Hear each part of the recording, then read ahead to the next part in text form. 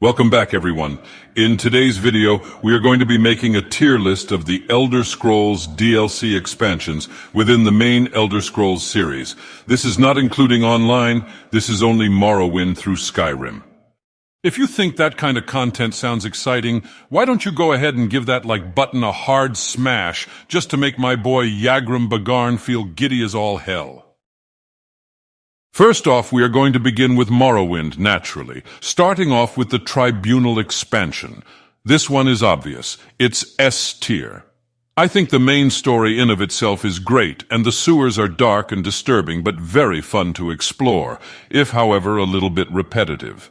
We've also got the museum to sell or donate unique items to, and there's also the challenge of taking on Gaynor. It's fantastic. Up next, we have the Bloodmoon expansion, which takes place on the island of Solstheim. Very good times, but highly advise new players and beginners to stay away from this area for quite a while. Made the mistake of trying to play Bloodmoon at the very start of the game, and that was torture. Even still, there's also the Mantle of Woe, and I just thoroughly enjoy exploring places and going on quests. So, having a whole place completely new with different kinds of creatures is nice. It's another S. Now we get into Oblivion, starting with Knights of the Nine. This expansion is kind of a mixed bag for me. It really depends on your playstyle. For some, starting off this questline can be a pain in the ass, and for others, it's a nice exploration.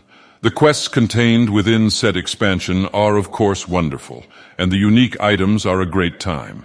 The lore contained within is also wonderful, but I don't play it very often myself. I'm putting this on B tier. Up next is the Shivering Isles, which I think every single one of us can agree it's an S. Objectively. There's just so much contained within this expansion, it is fantastic in every single way.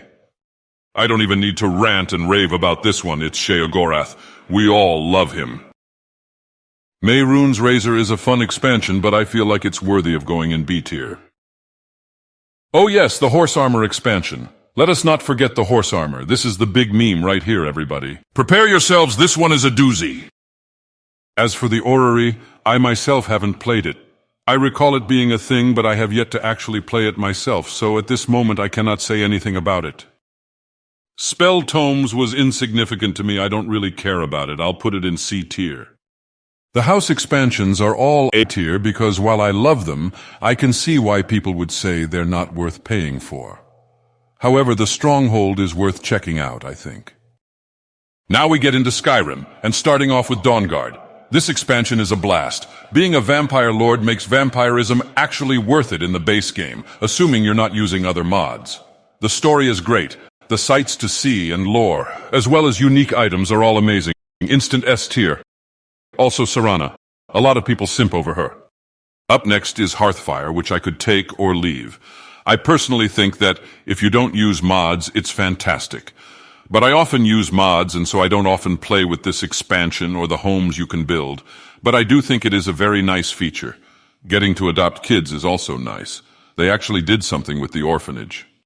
Having to kill Grelid in order to adopt a child, however, is hilarious and makes the expansion worthy of a tier.